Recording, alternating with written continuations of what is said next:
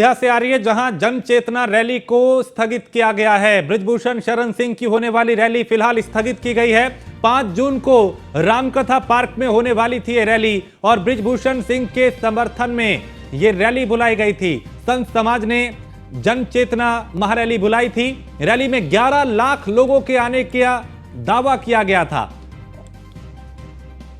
तो 5 जून को रामकथा पार्क में होने वाली थी ये रैली और बृजभूषण सिंह के समर्थन में यह रैली बुलाई गई थी, जिसमें करीब संत समाज ने चूंकि ये जन चेतना महारैली बुलाई थी और इसमें लाखों की संख्या में लोगों के पहुंचने की संभावना थी। रैली में 11 लाख लोगों के आने का दावा किया गया था।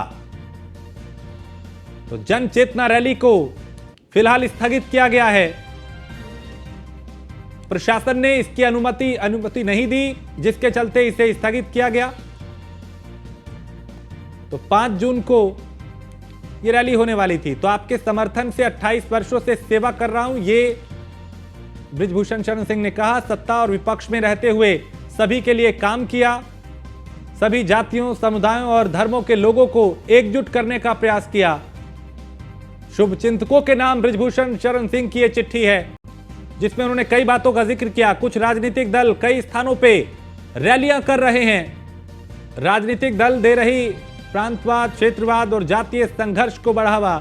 5 जून को अयोध्या में संत सम्मेलन आयोजित करने का निर्णय लिया गया और सम्मेलन में पूरे समाज में फैल रही बुराई पर विचार होगा।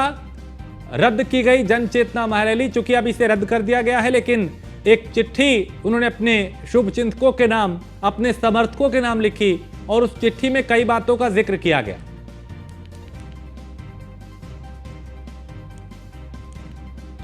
तो मैं और मेरा परिवार हमेशा आपके कर्जदार रहेंगे, ये उन्होंने कहा। आपके समर्थन से 28 वर्षों से सेवा कर रहा हूं और सत्ता और विपक्ष में रहते हुए सभी के लिए काम किया, बृजभूषण शरण सिंह ने कहा अपनी चिट्ठी में।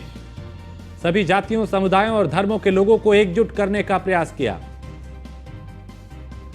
और कादिर हमारे संवाददाता इस खबर पे ज्यादा जानकारी के साथ। कादिर, जो अयोध्या में रैली होने वाली थी उसको तो स्थगित कर दिया गया, एक चिट्ठी उन्होंने अपने समर्थकों के नाम लिखी है, इनमें किस बात का जिक्र वो करते नजर आए? क्योंकि कई बातें हमने बताई, और क्या कुछ है इस चिट्ठी में?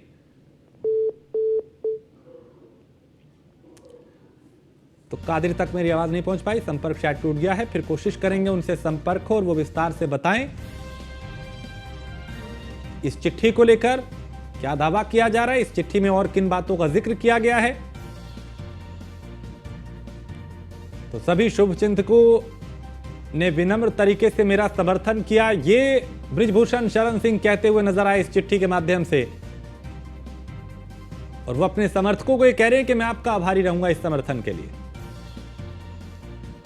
तो पहलवानों ने बृजभूषण शरण सिंह पे कई गंभीर आरोप लगाए, उनकी गिरफ्तारी को लेकर धरना दिया, प्रदर्शन किए, मेडल गंगा में बहाने का ऐलान तक किया। अब किसान नेता ने उनको 5 दिन का वक्त दिया है। उधर दूसरी तरफ अयोध्या में एक जन चेतना रैली होने वाली थी, जिसको प्रशासन ने अनुमति नहीं दी और अब एक चिट्ठी बृजभूषण शरण सिंह ने लिखी है। कादिर इस पे ज्यादा जानकारी देंगे हमारे संवाददाता।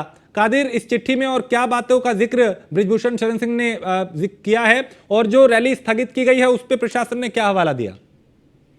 बिल्कुल, आपको बता दूं कि जैसे कि पहले से ही अवगत था कि एक जन चेतना रैली जो कि 5 जून को आहूत की गई थी और अयोध्या में संतों का एक बड़ा जमावड़ा होना था, उसी को लेकर लगातार बृजभूषण शरण सिंह कह रहे थे कि अब संत ही बोलेंगे।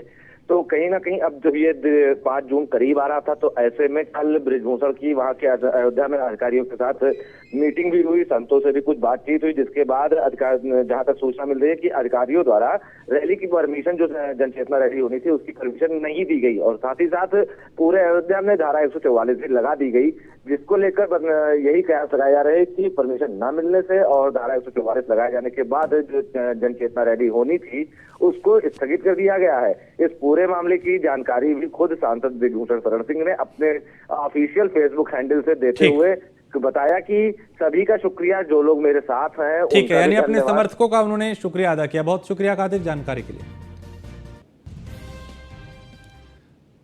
अगली